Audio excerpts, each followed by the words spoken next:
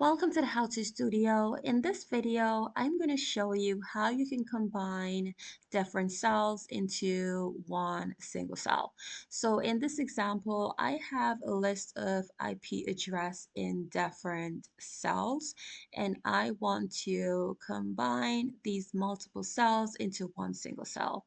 So what I'm going to do is I'm going to highlight all these cells that I want to add into one single cell, and I am going to copy. You can right click and click copy, or on your keyboard you can do Control plus C on your keyboard. So you highlight and then do Control plus C on your keyboard, and then you're going to click on this clipboard icon here, and then to paste it in one single cell, I am going to double click on the cell that I want to paste it into.